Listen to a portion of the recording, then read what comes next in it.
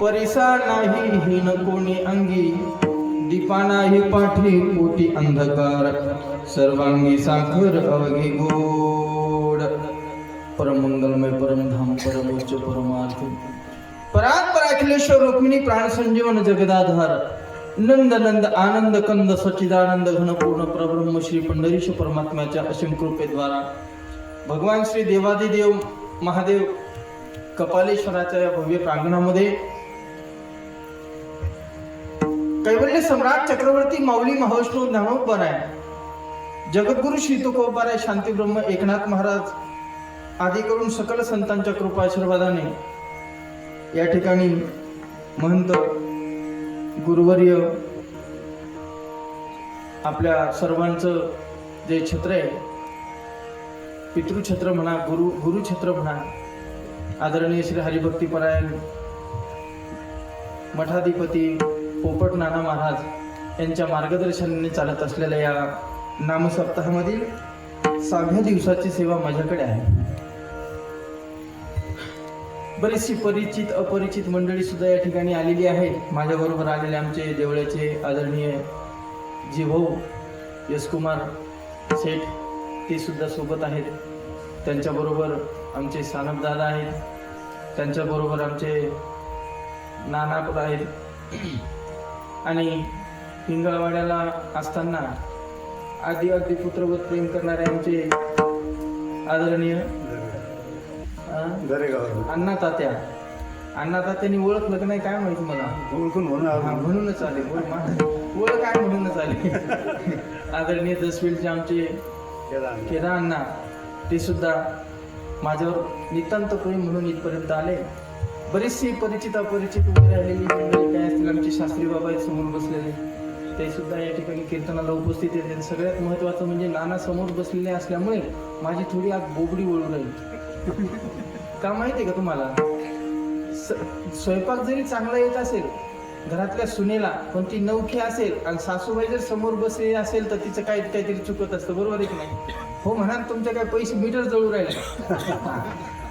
सासू पुढे असली की तिचं तत्व फोटो होतं आणि तीही नवीन असेल, जुनी झाल्यावर मग काय नवीन पाय ठेवून चालू देते ती, पण ती म्हणते मग आता हे रोजच आहे ना, आता काय घाबरायची काही गरज नाही. पण सासू जर चांगली जबरदस्त समोर बसलेली असेल तर थोडंसं विचार करून वागवावं लागतं सुनेला घरात.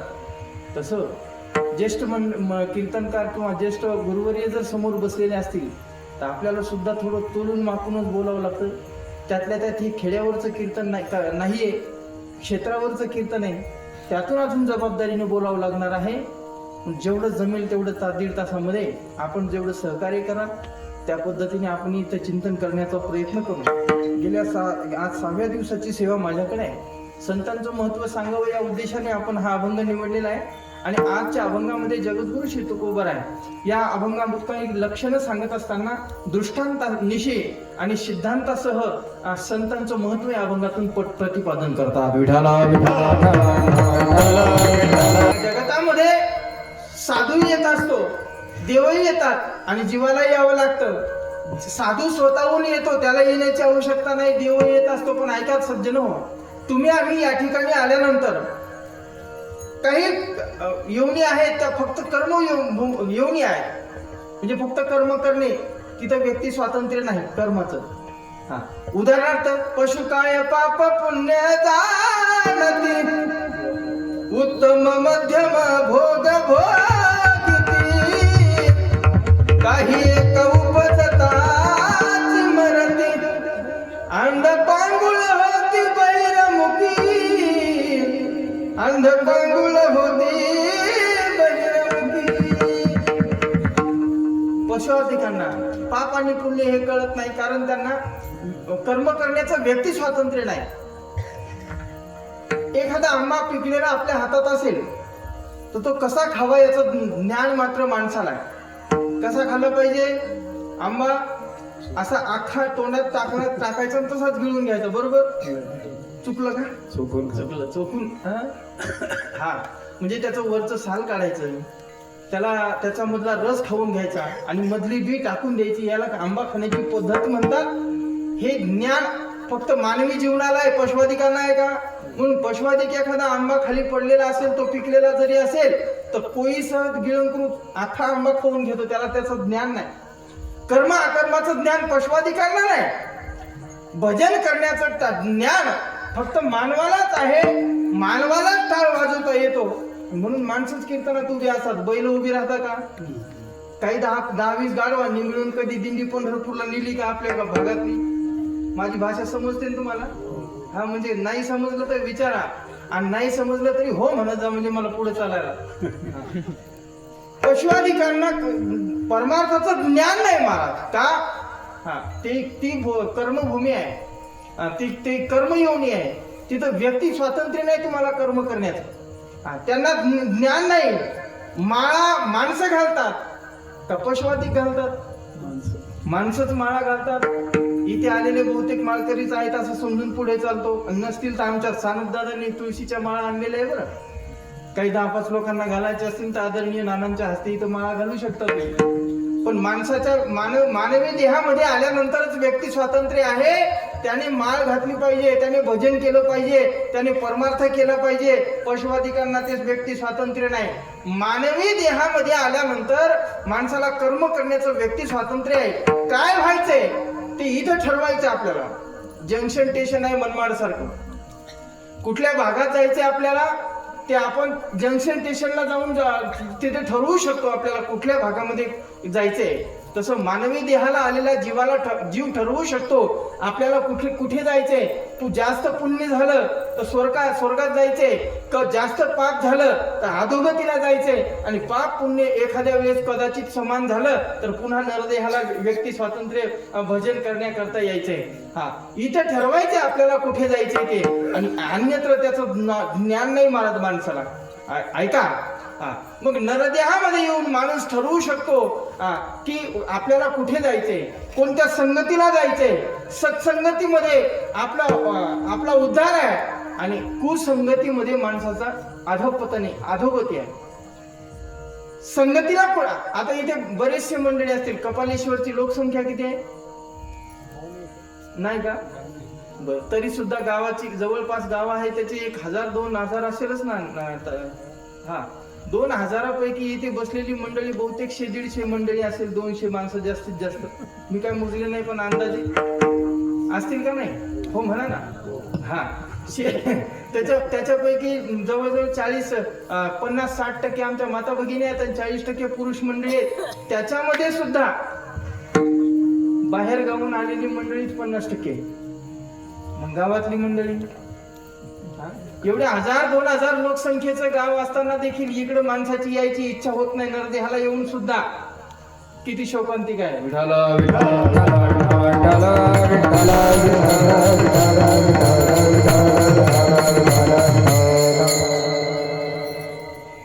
जब जब विठाल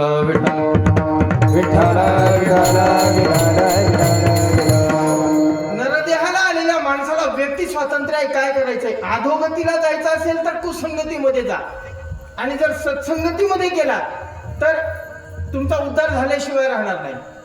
पतन उद्धार संगाचा महिमा.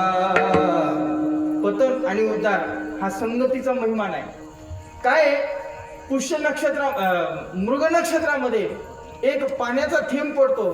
तो पाण्याचा थेंब, त्याने पाण्याच्या थेंबाने कुठे पडायचं, आपल्याला काय व्हायचंय त्याने ठरवायचं आपल्याला कुठे पडायचं. तो जर पाण्याचा थेंब शिंपल्यामध्ये पडला तर त्याचा मोती होतो. तोच पाण्याचा थेंब स्वाती नक्षत्रातला, याच्यासाठी मी म्हणतो ना, ज्येष्ठ लोक समोर पाहिजे. स्वाती नक्षत्रातला पाण्याचा थेंब जर तो सापाच्या तोंडामध्ये पडला तर त्याचं विष होतं. शिंपल्यामध्ये पडला तर त्याचा मोती होतो. कमळदळावर पत्रावर जर तो पडला तर तो मोत्यासारखा चमचम चमकतो. आणि तो जर तप्त सळीवर लोखंडावर जर पडला तर तो स्वतःही नष्ट होतो. त्याची वाफ होते. त्याने ठरवायचे आपल्याला कुठे जायचंय. विठाला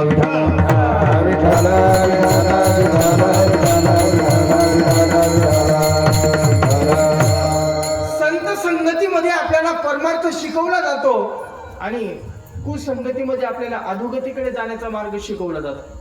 चांगलं शिकवलं जात नाही महाराज. बरं, चांगलं शिकवल्यानंतर लक्षात राहील का नाही कदाचित शंका आहे. एखादी चाळ आपल्याला शिकवली आपल्या गुरुवर्यांनी, एखादा श्लोक आपल्या गुरुवर्याने आपल्याला शिकवला, 10 वेळा घोकून सुद्धा तो दुसऱ्या दिवशी कदाचित पाठ होईल का नाही सांगता येत नाही. हा, बरोबर आहे ना. काही काही तर श्लोक एवढे अवघड आहेत महाराज, श्रीमद भगवद्गीतेमध्ये 4-4 वेळा जरी 4-4 दिवस जरी घोकले तरी ते पाठ होत नाही. श्वशुरान मातुरान पुत्रान पौत्रान सख्योस्तता. आता हे आम्हाला गुरुवर्य पांडुरंग बाबा वैद्य संहिता देत असताना पाठामध्ये 4-4 वेळा सांगायचे, तरी ते ध्यानात काही राहायचं.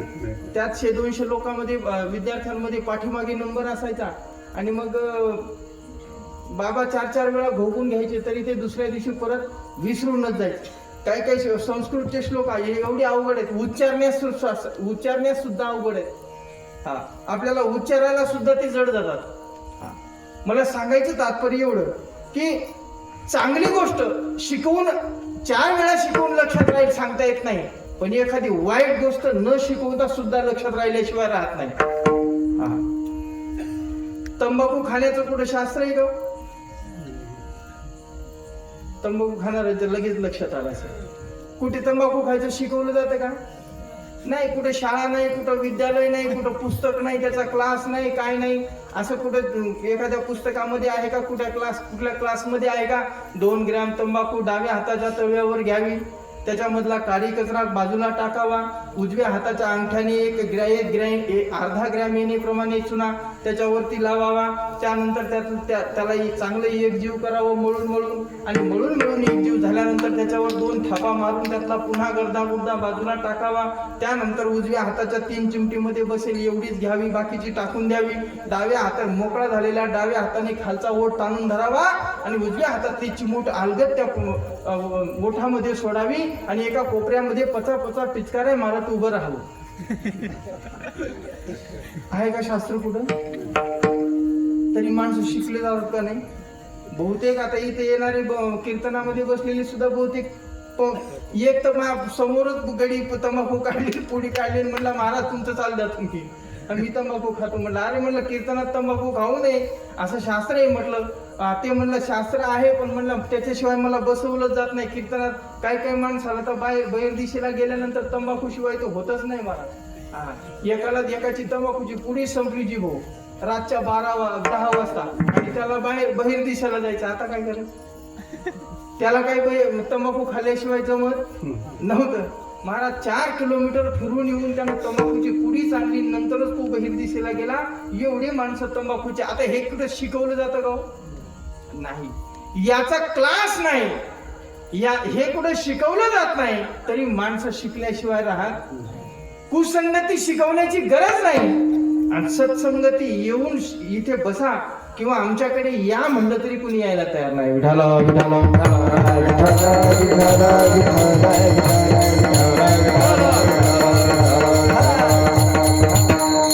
अनेक वेळा साधू संतांनी आपल्याला सांगितलं बाबा चांगल्या संगतीमध्ये जर गेला तर उद्धार झाल्याशिवाय राहणार नाही. पण चांगली संगती मिळेल कुठे महाराज? आम्हाला चांगली संगती मिळण्याकरता आम्हाला त्याची ओळख पाहिजे. ती संगती मिळेल कुठे? तर महाराजांनी सांगितलं ती संगती तुम्हाला संतांच्या संगतीमध्ये मिळेल. पण आजकाल अशी परिस्थिती झाली, संत कुणाला म्हणावं हाच आमच्या पुढे मोठा प्रश्न आहे. यक्ष प्रश्न असा आहे आमच्या पुढे आज की संत म्हणायचं कुणाला? संत जर वेशाने आपण ठरवू गेलो तर बऱ्याचशा अंशी लोक आता फसू राहिले. आता ताजंच उदाहरण मी कीर्तनात आता लाईव्ह आहे, सांगायची काही गरज नाही. पण महाराज का फसतोय आपण? तर वेशांतरावरून आपण संत ठरवतोय म्हणून फसतोय. आपण वेशांतरावरून नाही तर आत्मस्थितीवरून संत ठरवले पाहिजे. सांगितलं असं की कबीरदासजी महाराज म्हणतात पाणी पिना छान के गुरु करना पहिचान के. पाणी आपण वस्त्रगाळ करून पितो, चांगलं फिल्टरचं पितो महाराज, पण नेमकं गुरुच्या चरणावर मस्तक ठेवायचं, संतांच्या चरणावर मस्तक ठेवायचं, त्यावेळेला आपली गलत होते, चूक होते. एवढी अशी चूक होते की ती पुन्हा न सुधारण्यासारखी चूक होते. मला काही मंडळी न विचार करता, म्हणून विचारपूर्वक साधू कसा असला पाहिजे? तर साधू हा अंतकरण वृत्तीने साधू असला पाहिजे. वरची परिस्थिती तुमची एवढी महत्वाची नाही. ऐका, पण बाह्य दर्शनीय माणसं दर्शनीय भाग पाहतात आणि त्या साधूची परिस्थिती माणसं ठरवतात. एकदम भगवी वस्त्र धारण केलेले असतील, माळा मुद्रांचे शृंगार असतील तर माणसं म्हणतात फार मोठा साधू. किती मोठा साधू आहे, फार मोठा साधू आहे. केवढ्या मोठ्या मोठ्या माळा आहेत, केवढ्या मुद्रा माळा लावलेल्या आहेत, किती भगवे वस्त्र धारण केलेलं आहे. जर भगवे वस्त्र धारण करणारा जर साधू असेल तर तुकोबाराय म्हणतात भगवे तरी श्वान थोडे. भगव्या रंगाचे काय कुत्री कमी आहेत का? मग त्याला साधू म्हणता येईल? नाही म्हणता येणार. काही माणसं म्हणतात आमच्या गावामध्ये एक साधू आले, 8 दिवसापासून त्यांनी काहीच खाल्लं नाही. म्हणजे काही न खाणारा साधू आहे का? जर काही न खाणारा साधू असेल तर सर्प सुद्धा हवेवरच जगतो की नाही? सर्प सुद्धा काही खात नाही म्हणतो साधू आहे का? काही माणसं म्हटले गुफेमध्ये राहतो त्याला साधू म्हणतात. गुहेमध्ये राहतो, गुप्त राहतो त्याला साधू, कोणाला दिसत नाही. आतमध्ये राहतो त्याला साधू म्हणतात. उंदरण घुशी काय बिळामध्ये कमी राहणारे आहेत का? त्यांना साधू म्हणता येईल? नाही. आमचे वैकुंठवासी गुरुवर्य प्रातस्मरणीय वैद्य बाबा पाठामध्ये सांगायचे, लांब दाढी जटा वाढले की माणसं त्याला साधू म्हणतात.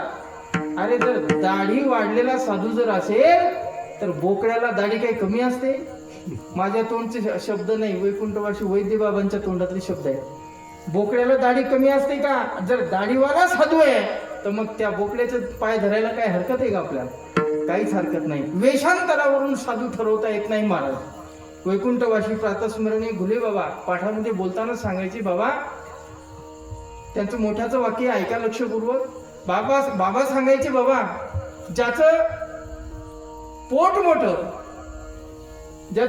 मोठं त्याला पंत म्हणतात. ऐका बरं, ज्याचं पोट मोठं त्याला पंत म्हणतात, ज्याचं अंतकरण मोठं त्याला संत म्हणतात.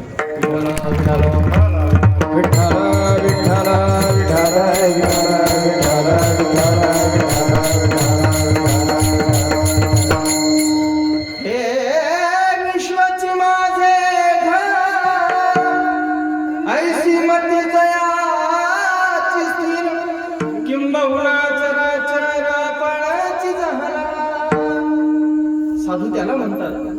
संपूर्ण विश्वावर आपल्या पुत्रवत प्रेम करणारा त्याला साधू म्हणतात. किंवा संपूर्ण विश्वावर दया करण्याचा दयार्द्र अंतकरण ज्याचं त्याला साधू म्हणतात.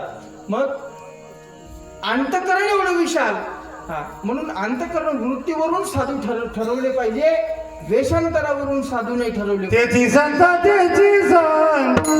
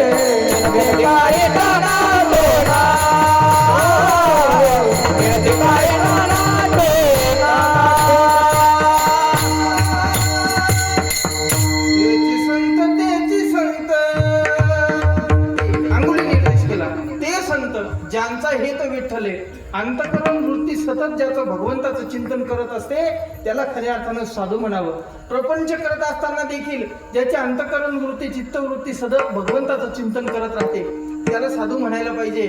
आमची पंचायत अशी आहे, आम्ही प्रपंच करत असताना तर करतच नाही, पण उरलेले 2 तास जेव्हा परमार्थामध्ये बसतो तेव्हा सुद्धा भगवंताचं भजन करूच, याची काही आमची गॅरंटी नाही. नो गॅरंटी कार्यक्रम आहे आपला.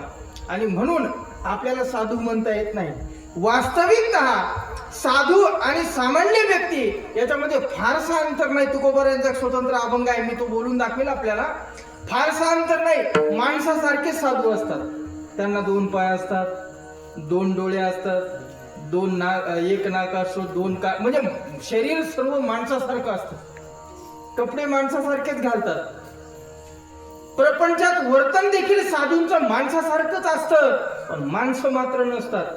समुद्र नदी नव्हे पैगा, समुद्र नदी नव्हे पैगा, म्हणू नये आषाढ म्हणू नये लिंगा.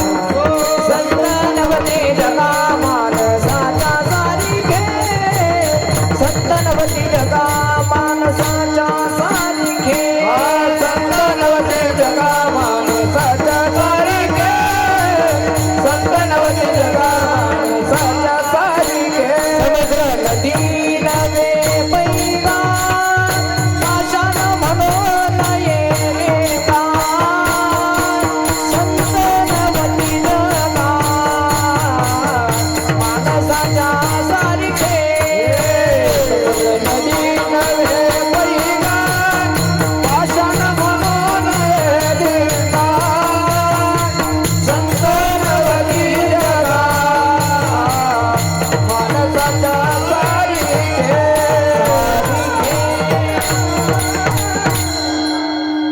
समुद्र नदी नव्हे पैगा. समुद्राला नदी म्हणता येणार नाही किंवा नदीला समुद्र म्हणता येणार नाही. पाषाणाची मूर्ती असेल भगवंताची, पण तिला पाषाण मात्र म्हणता येणार नाही. तिला भगवंत म्हणून तिचं दर्शनच घ्यावं लागेल. तसं संत माणसासारखे जरी दिसत असतील तरी त्यांना माणसं म्हणता येणार नाही, त्यांना संतच म्हणावं लागेल. ऐका, काही उदाहरण साधू जगद्गुरु श्री तुकोबारायांनी एका स्वतंत्र अभंगामध्ये काही उदाहरणासह स्पष्टीकरण देऊन त्यांचं फरकाचं महत्व सांगितलं. महाराज म्हटले, पृथ्वीच्या पोटामध्ये दोन गोष्टी सारख्या दिसणाऱ्या निघतात. पृथ्वीची पोटी हिरागार गोटी, दोहीशी समसाठी करू नये. पृथ्वीच्या पोटामध्ये हिरा आणि गारगोटी चमकणाऱ्या दोन्ही वस्तू सारख्या निघतात की नाही? दिसायला सारख्या असतात, पण हिरा 2 रुपयाला भेटतो आणि गारगोटी लाखो रुपये किंमत असते त्याची. चुकलं उलट झालं नाही का? हा, हिऱ्याची लाखो रुपयामध्ये किंमत असते आणि गारगोटी मात्र फुकट भेटते. फुकट 2 रुपये सुद्धा तिचं मोल नसतं. वास्तविक दिसायला सारखे राहतात. दिसायला सारखे असतात पण मात्र असायला भिन्न असतात. कसे? हिरा आणि गारगोटी यांची जर परीक्षा घ्यायचं ठरवलं महाराज, तर गारगोटीवर साधा जरी घाव घातला तरी गारगोटीचा चुरा होतो, तुकोबाराय सांगतात. आणि कितीही बळ लावून कितीही मोठ्याने घनाचा घाव जर खऱ्या हिऱ्यावर घातला तर तो फुटत नाही महाराज. एक तर आयरनीमध्ये घुसतो किंवा घनामध्ये लोक. हिरा ठेवी ताईरणी वाचे मारिता दोघटे, तुझी बोलता वेथरा, करुणीचा बोल चोरा. हिरा ठेवी ताईरणी वाचे मारिता दोघटे, तुझी बोलता वेथरा, करुणीचा बोल चोरा.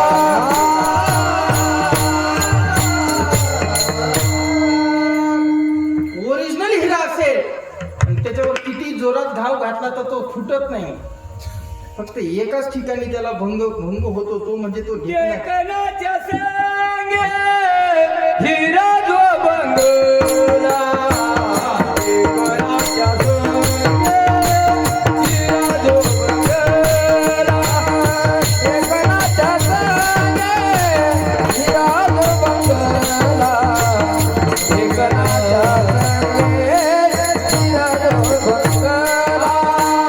ढेकणाच्या संगतीमध्ये गेला ना हिरा, त्याचा भंग पावतो. साधू सुद्धा कुसंगामध्ये गेला, त्याला त्रास होतो. वास्तविक त्याचं चारित्र्य खराब होत नाही ओरिजिनल साधूचं, पण नक्की त्याला काहीतरी कलंक लागल्याशिवाय राहत नाही. तसं ढेकणाच्या संगतीत हिरा गेला की तो भंग पावतो. तुम्हाला जर खोटं वाटत असेल तर मी उद्या ढेकून घेऊन येतो, तुम्ही एक हिरा घेऊन या.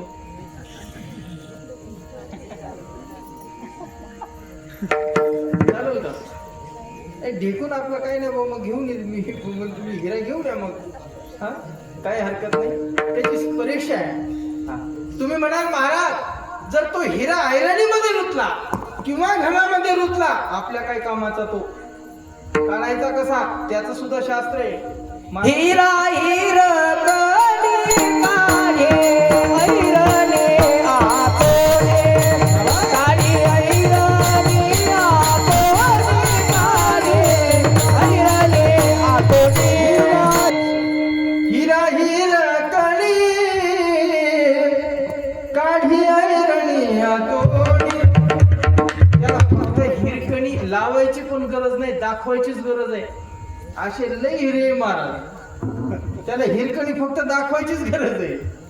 काही हिऱ्यांना समजलंच नाही अजून, या चहा पिऊन तो सांगायचं तात्पर्य एवढं ऐका. महाराज म्हणले हिरा आणि गारगोटी दोन गोष्टी सारख्या, परंतु मात्र त्याची किंमत भिन्न. ऐका उदाहरण क्रमांक 2. दह्यामध्ये विरजण टाकलं, दुधामध्ये विरजण टाकलं, त्याचं दही बनत असतं. तुमच्यापेक्षा आमच्या माता भगिनीला जास्त माहित आहे. आणि त्या दह्याचं मंथन केलं, मंथोनी नवनीता, त्या दह्याचं मंथन केलं, त्याच्यामधून दोन सारखे पांढरे शुभ्र दिसणारे दोन पदार्थ वेगळे वेगळे निघतात. कोणते कोणते निघतात सांगा बरं मावशी. सांगितल्या का हिंगोली जाऊ मी. एक ताक आणि दुसरं लोणी. लोणी फुकाट मिळतं, ताकाची किंमत 500 रुपये लिटर असते. चुकलं का? ताक फुकट मिळतं, तेच लोणी विकत घ्यायचं असेल तर 1000 ते 1200 रुपये किलोने विकत घ्यावं लागतं. हे दोन्ही वस्तूतलं अंतर आहे. दिसायला दोन्ही वस्तू सारख्या आहे, पण मात्र दोन्ही वस्तू असायला किमतीने त्या भिन्न आहे. नसेल समजलं तुकाराम महाराज म्हटले आकाशाचे पोटी चंद्र तारांगणे दोहीशी समान भजूने दोहीशी समान. आकाशामध्ये चंद्र आणि तारांगणे दोन्हीही वस्तू दिसणाऱ्या सारख्या असतात, पण चंद्राची किंमत फार वेगळी महाराज आणि चांदण्याची किंमत सुद्धा भिन्न आहे. दोन्हीची किंमत भिन्न आहे. चांदणे नुसते चमचम चमचम चमकतात, पण चंद्रापासून मात्र या पृथ्वी तलावा पोषण करणारे काही तत्व भेटतात आणि चंद्रामृत नावाचं वस्तू एक भेटते जी घेतल्यानंतर माणूस अमर होतो. एवढी त्या चंद्रामध्ये ताकद आहे. चंद्र आणि चांदणे दोन्हीही वस्तू सारख्याच दिसतात, पण मात्र त्याची किंमत भिन्न आहे. तसं तुका म्हणे तैसे संत आणि जन दोहीचे समान भजून दोहीचे समान भजून दोहीचे समान भजून. दोन्ही दिसायला सारख्या जरी असतील माणसं आणि संत, तरी देखील त्यांची किंमत वेगळी असते महाराज. माणसाला संत म्हणता येत नाही, संताला माणूस म्हणता येत नाही. माणसाला संत का म्हणता येत नाही, कारण ती माणसं असतात म्हणून. संत त्याची होती खान, संत त्याची होती खान.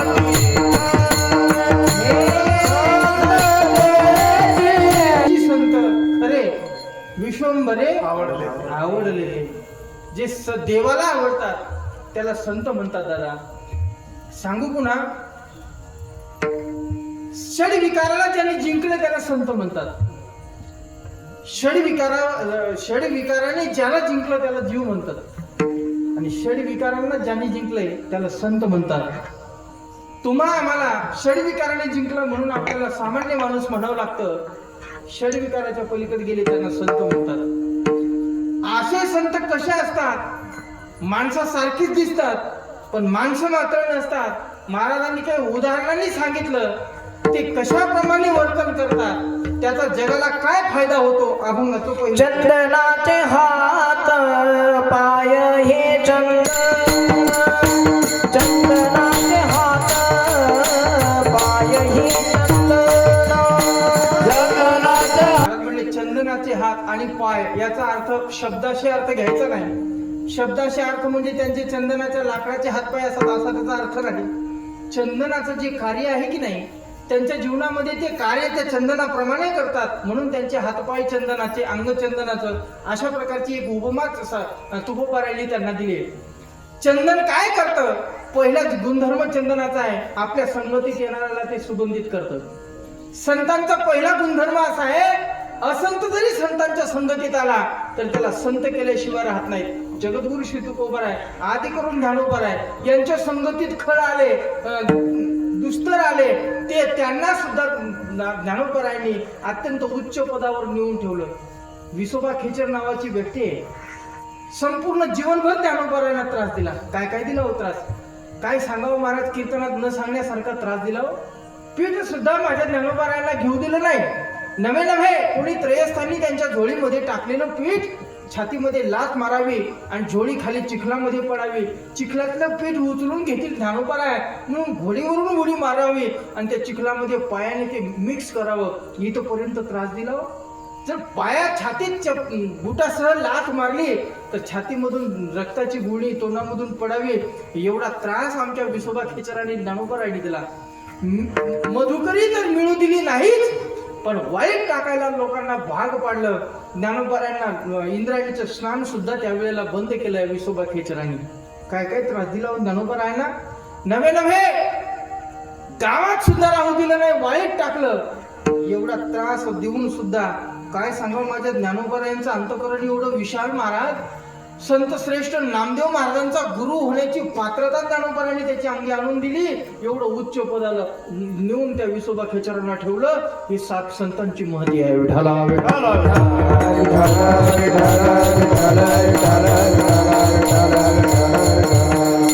नामदेव महाराज जेव्हा गुरु करण्याकरता औंढा नागनाथ तीर्थक्षेत्राला, तेव्हा विसोबा खेचर ज्यांना गुरु केलं तेच ज्ञानोबारायांना त्रास देणारे विसोबा काका.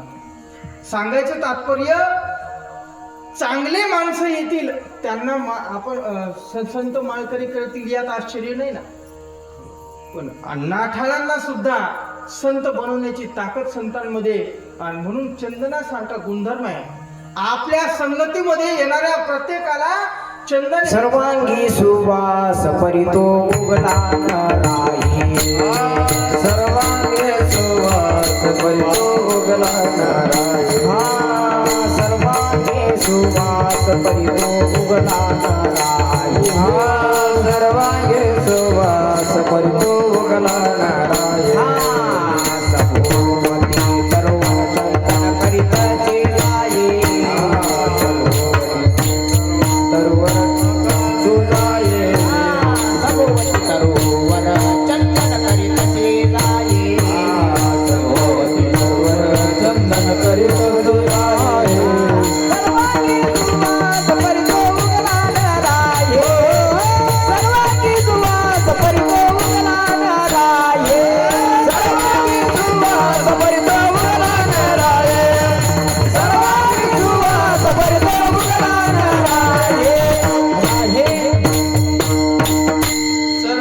सुवास परितो उगला नराये,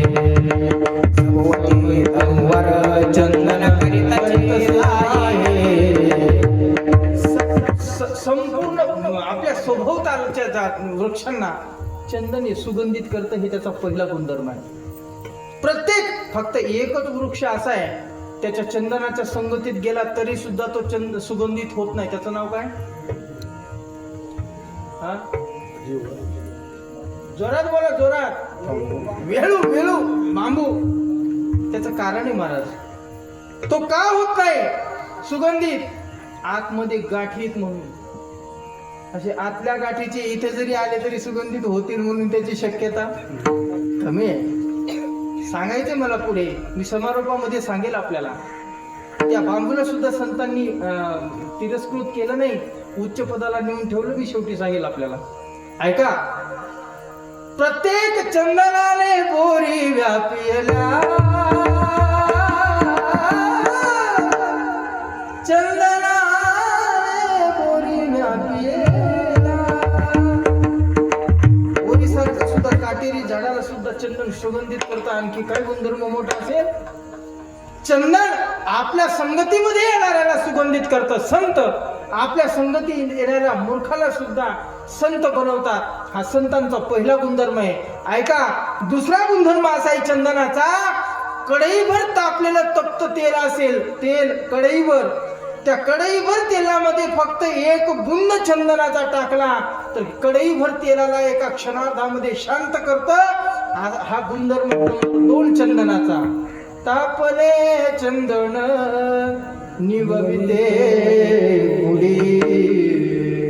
किती अंगाला ताप आलेला असू द्या आणि ओरिजिनल चंदनाचा लेप मस्तकाला लावा, एका क्षणार्धामध्ये तुमचा ताप उतरल्याशिवाय राहणार नाही. चंदनाचा दुसरा गुणधर्म महाराज. संसार तापाने तापलेल्या आणि जीवाला संत संगतीमध्ये जाऊ द्या, संत त्या सर्व त्याचा संसाराचा ताप घालवल्याशिवाय राहणार नाही. हा संतांचा गुणधर्म आहे. विठाला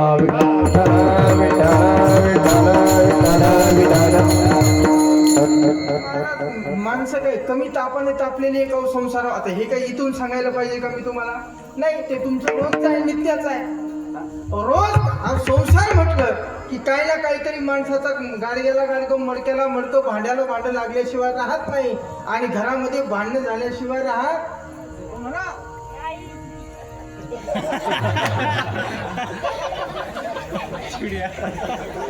हो, उन्हाळा थोडी दिवसात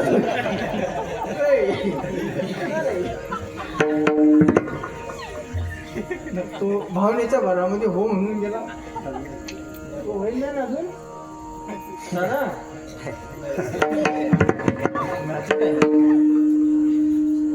संसार म्हटलं की भांड्याला भांडे लागल्याशिवाय राहत नाही. किरकोळ जरी असेल, किरकोळ असेल तरी सुद्धा किरकोळ. आमच्या हिंगोलीकडचं सांगतो, इकडचं नाही. आणि मग हिंगोलीकडे गेलं की मग कपालेश्वर. आमच्या हिंगोलीकडे जेवता जेवता भाजीमध्ये मीठ कमी पडलं आणि तेवढ्यावरूनच जीव भांडण झालं. काय भांडणारा विचारता त्या सोय नाही.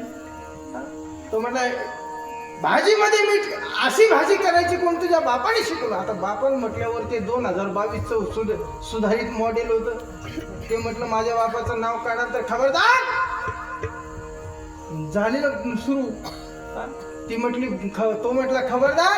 उलट बोलते, म्हटलं आजपासून आपल्या घरात अजिबात राहायचं नाही. ती म्हटली हा 15 वर्ष झाले तेच ऐकून घेते. म्हटले चालली, म्हटली मी बॅग भरली अन्नदात्या आणि निघाले ताराबाद कर.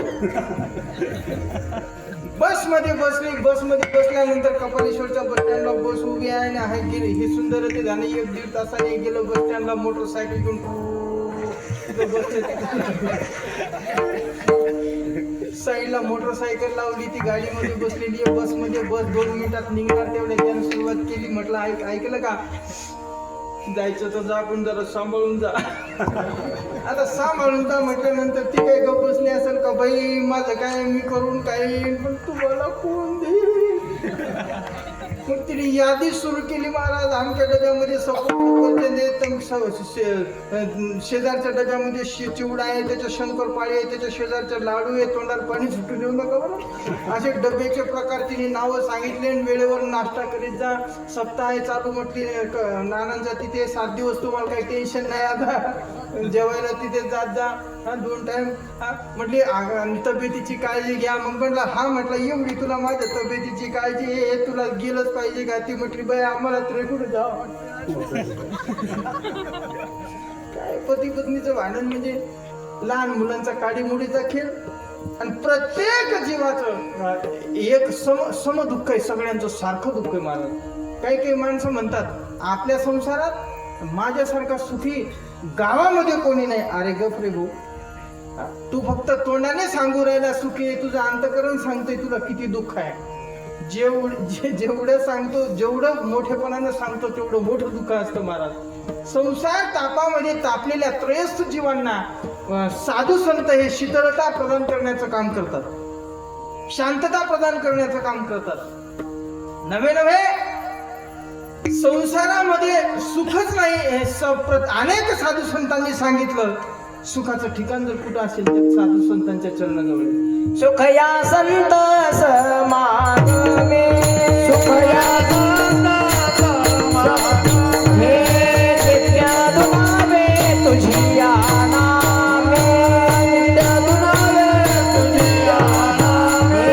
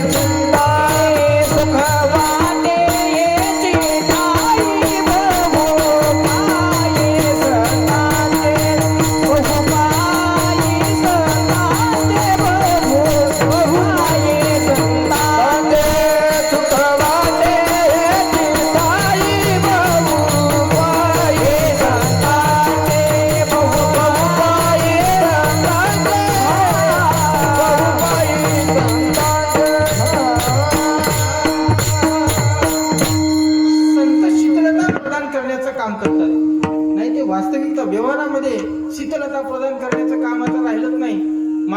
माणसाची एकमेकांमधली आपुलकी संपली. मोबाईल जेव्हापासून माणसाच्या हातात आला की नाही, त्या दिवसापासून माणसाचं सुख समाधान नावाची वस्तू त्या मोबाईलने हिरावून घेतली. महाराज, 4 माणसं जरी एकत्र बसलेली असतील तरी चारी सुद्धा मोबाईल मध्ये बघत राहतात, पण अंतरांमधला संवाद, एकमेकांमधला संवाद हरवला. संवाद हरवल्यामुळे सुख जे असतं, सुख नावाची वस्तू ती एकमेकापासून मिळायला तयार नाही. तर पूर्वीच्या काळामध्ये बघा, आताही 10-20 म्हातारी माणसं जरी एका गावामध्ये असतील ना, 4-5 माणसं एकत्र बसली तर ते 2 तास एकमेकाच्या सुखदुःखाचं आदान प्रदान करतात. एकमेकाच्या सुखदुःखाचं आदान प्रदान करतात. पण ती गोष्ट जवळजवळ आता नष्ट होत चालली आहे. सुख जर, समाधान जर वस्तू नावाची जर पाहिजे असेल तर एकमेकांमधला संवाद वाढला पाहिजे. संवाद वाढवायचा असेल तर मोबाईल लिमिटेडच पाहिला पाहिजे. त्याचं तासिका ठरवली पाहिजे. संध्याकाळचे 4 ते 5च मी मोबाईल पाहिल, अन्यथा मी, आणि रात्रीचे 9 ते 10 या वेळेमध्ये पाहिल, अन्यथा मी मोबाईलला हात लावणार नाही, अशी शपथ घेतली पाहिजे माणसानं. माणसाचा मित्र, खरा मित्र जो असतो तो दुरावला ना मोबाईलमुळे. एकमेकाशी संवाद नाही ना, नाही तर खऱ्या अर्थानं खरं आपल्या अंतरातलं दुःख जर मोकळं करायचं ठिकाण जर कोणतं असेल तर अत्यंत जवळचा सोबत म्हणजे मित्र, त्याच्याजवळ आपण आपलं दुःख हलकं करू शकतो. मित्र वनव्यामध्ये गारव्यासारखा, वाट चुकणार नाही जीवनभर तुझी, वाट चुकणार नाही जीवनभर तुझी, एक तू मित्र कर आरशासारखा, मित्र वनव्यामध्ये गारव्यासारखा. काही माणसाला आडी अडचण असेल तर माणसाने एक मित्राजवळ सांगितलं पाहिजे. खऱ्या मित्राचे 6 लक्षणे शास्त्रकार सांगतात. ददाती प्रतिगृणाती गुह्यमाख्याती पृच्छती भुंक्ते भोजे त्याच्याव षड्विधम प्रीती लक्षणम. किती झाले? परत एकदा सांगतो ऐका. ददाती प्रतिगृणाती गुह्यमाख्याती पृच्छती भुंक्ते भोजे त्याच्याव षड्विधम प्रीती लक्षणम. किती झाले? महाराज, हा मी कुठं मोजले, तुम्ही मोजित नाही म्हणून बरे. तुम्ही कीर्तन लक्षात ठेवले पाहिजे, श्लोक लक्षात ठेवले पाहिजे, म्हणजे आमची अडचण होईल ना. ऐका. ददाती प्रतिगृणाती गुह्यमाख्याती पृच्छती भुंक्ते आणि भोजे येते. किती झाले? षड्विधम प्रीती लक्षणम. ददाती म्हणजे जो देतो, आपल्या मित्राला खऱ्या अर्थानं आपल्या खिशातले जे काय असेल ते देतो आणि हक्कानं त्याच्याजवळचं मागून घेतो. ददाती. प्रतिगृणाती गुह्यमाख्याती, मनातलं गुह्य विचारून घेतो आणि आपल्या मनातलं देखील त्याला मोकळ्या मनानं सांगून टाकतो. भुंक्ते म्हणजे त्याच्या घरी जाऊन हक्काने जेवण करतो आणि रोज त्याच्याच घरी जाऊन जेवत नाही तर आपल्या घरी सुद्धा त्याला हक्काने जेवायला घालतो. ही 6 लक्षणं ज्याच्या ठिकाणी असतील त्याला खऱ्या अर्थानं मित्र म्हणा. तो मित्र आज संवाद हरवला समाजाचा, म्हणून मित्र सुद्धा माणसाचे कमी झाले. ऐका. मोबाईलचं एवढं फॅड वाढलं महाराज.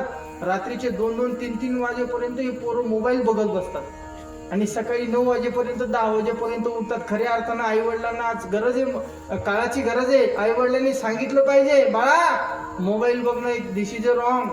तुला अभ्यासापुरतं जेवढं पाहिजे असेल तेवढं मोबाईल बघ आणि इतर वेळेला मोबाईल बघू नको, अन्यथा त्याचे दुष्परिणाम देखील सांगितले पाहिजे.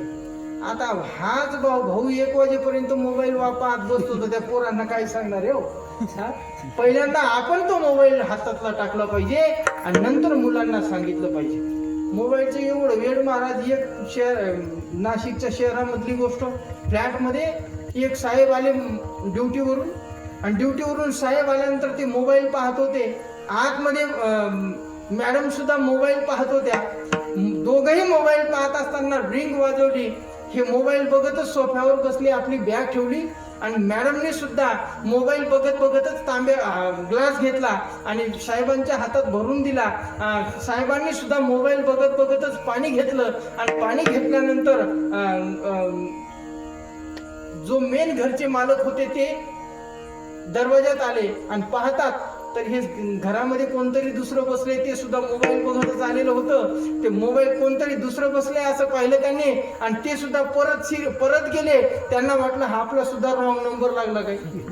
सांगायचं तात्पर्य, मोबाईल मध्ये माणसाचं एवढं मन. मला हे सांगायचं की संत साधू हे आपल्याला जीवनामध्ये शीतलता चंदनाप्रमाणे प्रदान करतात. दुसरा गुणधर्म ऐका, पहिली गोष्ट आपल्याला चंदनाप्रमाणे सुगंधित करतात, दुसरी गोष्ट चंदनाप्रमाणे शीतलता प्रदान करतात. हे म्हणून चंदनाचे हात पायही चंदन.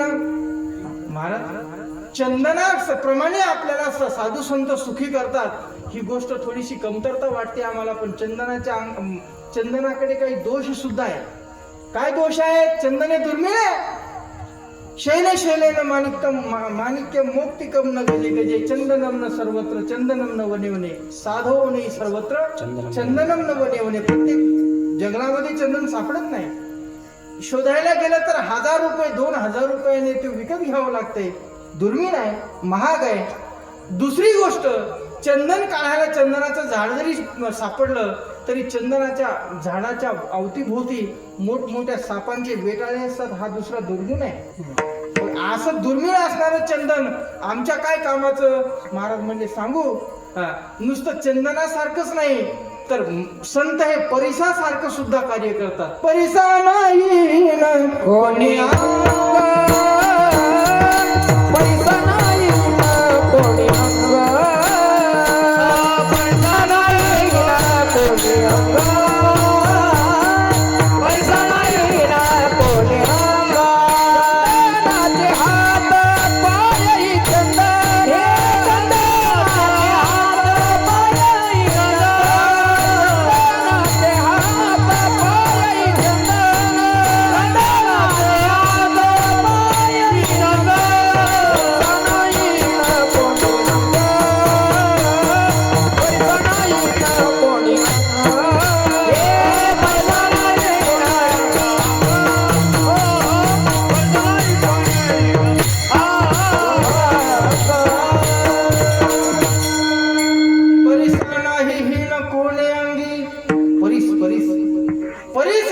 लोखंडाचं सोनं करतो हा त्याचा गुण आहे, सर्वांना ज्ञात आहे. परीस हा लोखंडाचं सोनं करतो. महाराज तसं नाठाळ खळ जरी असेल हा लोखंडासारखा, त्याचं सुद्धा संत हे संत त्याला संत बनवतात. हा परिसाचा आणि संतांचा साधूचा गुणधर्म साधर्म्य असल्यामुळे परिसाची उपमा दिली. पण परिस सुद्धा दुर्मिळ आहे. आता परीस भेटतो का? नाही भेटत. पण परीस बनवण्याचं साधन माऊली महाविष्णू ज्ञानोपर आहे. परीस कसा बनवायचा हा त्याच प्रक्रिया माऊली महाविष्णू ज्ञानोपर आहे ज्ञानेश्वरी मध्ये सांगतात. मी आता तुम्हाला ती सांगणार का? सांगू परीस कसा बनवायचा?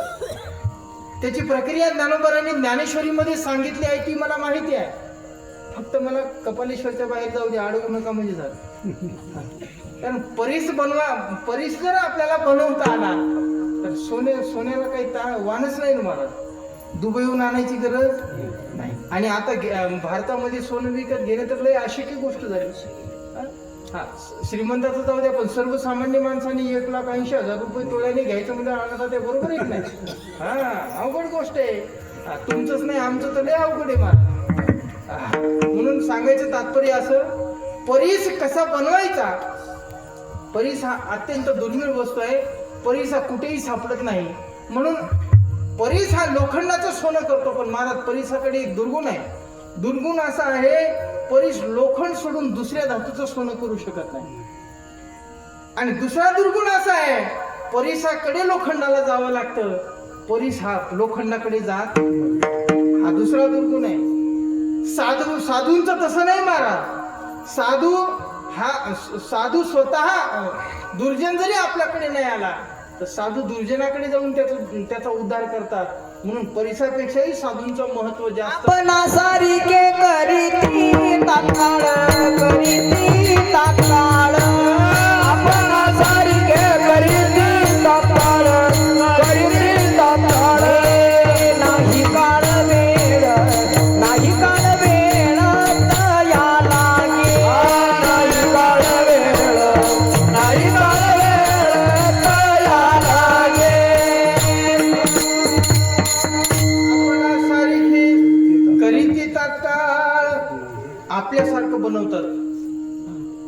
आपुले पदी बैसविले बाप रखुमा देवी वरु विठ्ठले भक्ता दिदले वरदान कृपा कटाक्ष न्याहारी आपुले पदी बैसविले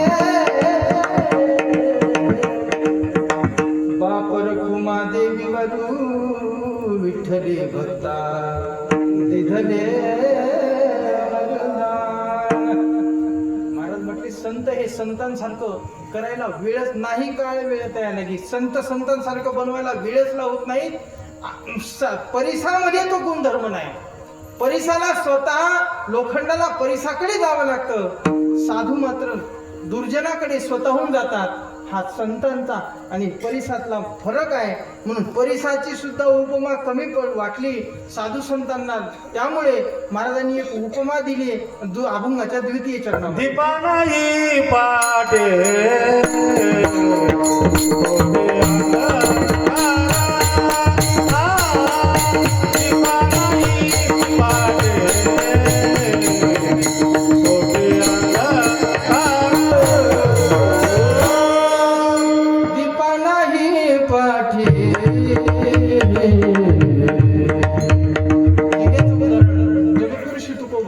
साधू संतांच्या साधर्म्याने देतात. दिवा काय करतो? अदृश्य दर्शने संताची अदृश्य दर्शने संताची रविती पहिरा दाविती देखणी. अदृश्य दर्शने संतांची अदृश्य वस्तूला दर्शन करून देतात. हा दिव्याचा पहिला गुणधर्म आहे. साधूंचा सुद्धा गुणधर्म असा आहे, अदृश्य असणारा परमात्मा तुम्हाला मला दाखवतात. हा साधूंचा गुणधर्म आहे. दिव्याचा दुसरा गुण असा आहे, अंधकारातून प्रकाशाकडे तमसोमा ज्योतिर्गमय असतमा सद्गमय. दिव्याचा गुण असा आहे, तुम्हाला अंधकार नाहीसा करून प्रकाश देतो, उजेड देतो. साधूंचं सुद्धा कार्य तसंच आहे. साधू सुद्धा काय करतात?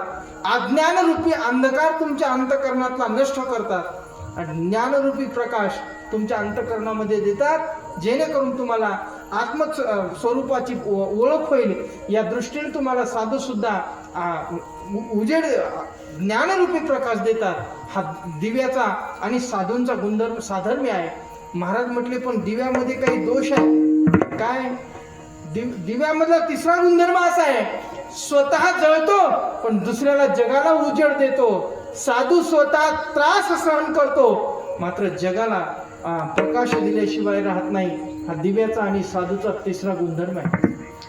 कितीही त्रास झाला तरी साधू सहन करतो, पण मात्र जगाला मात्र सूर्य प्रकाश रूपी ज्ञानरूपी प्रकाश दिल्याशिवाय राहत नाही. तिसरा गुणधर्म आहे. दिव्याकडे एक दोष मात्र साधूंनी सांगितला.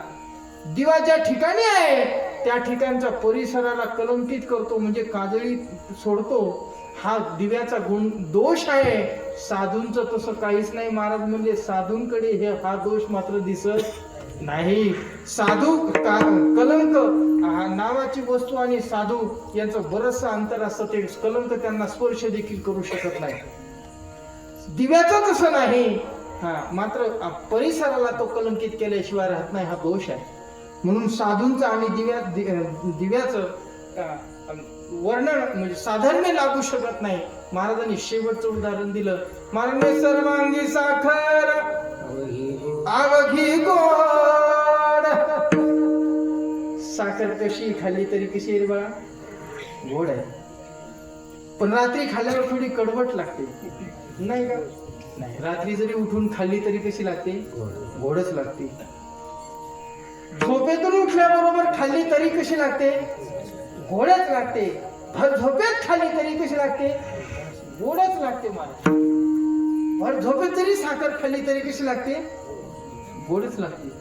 तरी गोडच लागू राहिले. अजून भर झोपेत खाल्ली तरी कशी लागते?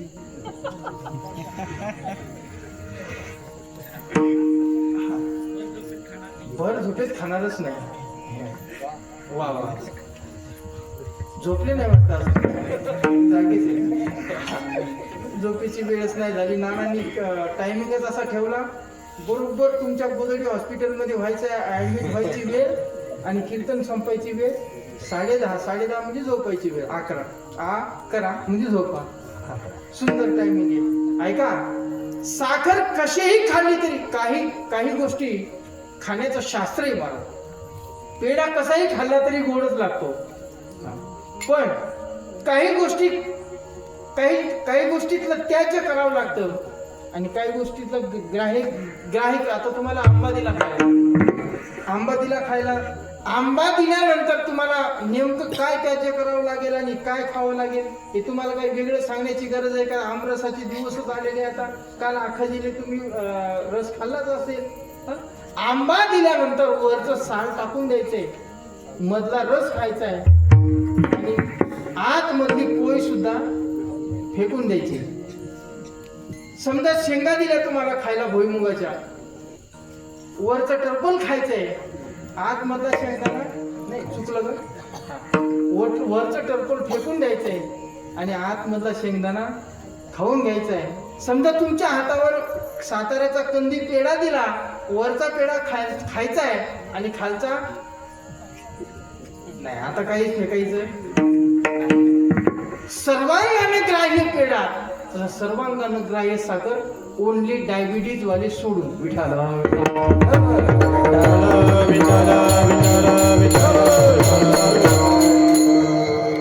आमचे डायबिटीज वाले माझं ऐकून उद्या साखर खाल तर माझ्या घरी घरचे भांडायला येतील. तसं व्हायला नको.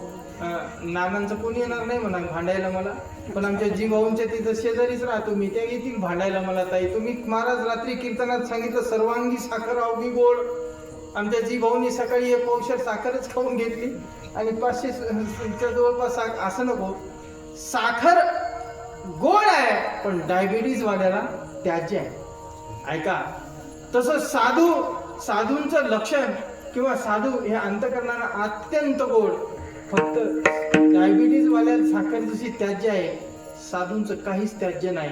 म्हणून साखरेही पेक्षा अत्यंत उच्च उदाहरण तुकाराम महाराज म्हटले, तू का म्हणे तैसा सजना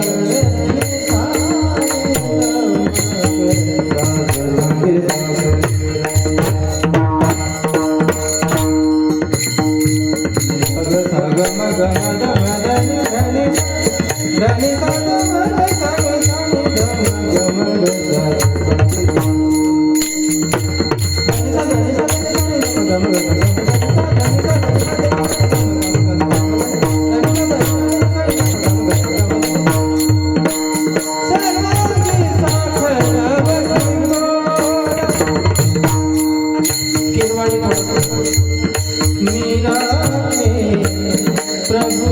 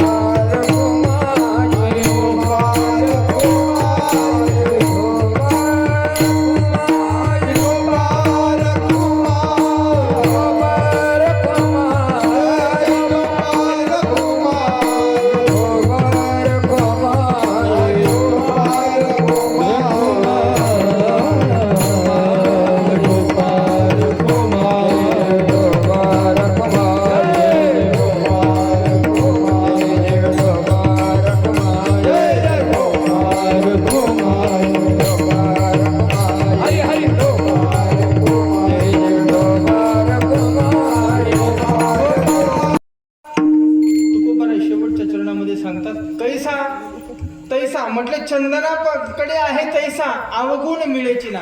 चंदनाकडे काय अवगुण आहेत आपण बघितले. कैसा दिव्याकडे अवगुण आहे तैसा, कैसा साखरेकडे एक अवगुण आहे तैसा, कैसा परिसाकडे जे दुर्गुण आहे तैसा संताकडे मिळेची ना. तुका म्हणे तैसा सज्जनापासून. मी सांगितलं चंदनाने सर्वांना आपलंसं केलं, पण एक झाड ठेवलं आणि ते झालंच नाही चंदनासारखं. ते आहे बांबूचं. त्या बांबूला देखील संत सज्जनांनी आपल्या जवळ घेतलं. कसं घेतलं? त्याला एक पताका लावली, खांद्यावर घेतलं आणि एवढा मोठा उच्च पदाचा मान दिला महाराज. साधूच्या पायाला हात लावायच्या पहिले पताकाचं दर्शन, नंतर साधूचं दर्शन. ज्ञानोबा तुकाराम दिंडीने काढा ना आपल्याला. आज सांगे राहिले मी असे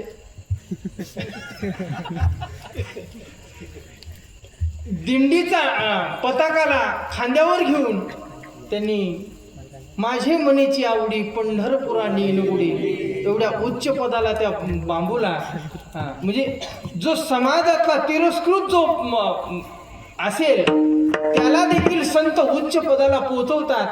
हा संतांतला सज्जनातला सज्जनपण आहे. जसं त्यांच्यामध्ये दुर्गुण आहे तसं सज्जनामध्ये शोधूनही एखादा दुर्गुण सापडणार नाही. म्हणून तुका म्हणे तैसा सज्जनापासोनी पाहता अवगुण मिळेची ना. एकही अवगुण आपल्याला पाहायला सापडणार नाही. अशा संतांच्या सानिध्यामध्ये, अशा साधूंच्या सानिध्यामध्ये, अशा भगवंताच्या प्रांगणामध्ये आपण जर आलो, निश्चितही आपल्या जीवनाचंही कोट कल्याण झाल्याशिवाय राहणार नाही. आदरणीय नानांनी फोन केला. खूप दिवसापासून तारीख घेतली, पण नाना खरंच सांगतो 4 दिवसापासून मी आजारी, 4-5 दिवसापासून IV घेतलेला आहे. एवढं मला त्रास होत होता. पण इथे आल्यानंतर भगवान कपालेश्वराच्या या भव्य प्रांगणामध्ये भगवंतांनी कृपा केली आणि मी 1-1.5 तास का होईना बोलू शकलो. अन्यथा मी तुम्हाला सकाळी फोन करून सांगणार तो नाना काहीतरी पर्याय व्यवस्था करावी लागते. मला सकाळी सुद्धा उभं राहणं शक्य होत नव्हतं 10 मिनिटं सुद्धा. पण आता गेले 1.5 तास उभं राहून आपल्यासमोर बोललोय. हे फक्त नानांची कृपा आहे आणि भगवान कपालेश्वराची कृपा आहे. त्या उद्देशाने या ठिकाणी येण्याचा प्रयत्न केला. वास्तविकता हा अभंगाचा भावार्थ असंच असेल माझा नक्कीच आग्रह नाही. पण नक्कीच तुकोबारांच्या जे साधू संतांच्या मुखारविंदामधून ऐकलं ते पोस्टमॅन या नात्याने आपल्यापर्यंत आणून पोहोचवण्याचा प्रयत्न केला. चुकला असेल बुद्धीचा वाणीचा दोष, चांगला असेल भगवंताचं आणि गुरुवर्यांच्या मुखारविंदामधून श्रवण केलेलं त्यांची कृपा, चांगलं असेल ते श्रवण करा, घेऊन जा, तुमचं कल्याण झाल्याशिवाय राहणार नाही. चुकलं असेल माझं मला परत करा, मी पुन्हा आळंदीला घेऊन जाईल आणि ते दुरुस्त करून आणून पुन्हा तुमच्यापर्यंत मांडण्याचा प्रयत्न करेल. ज्ञानेश्वर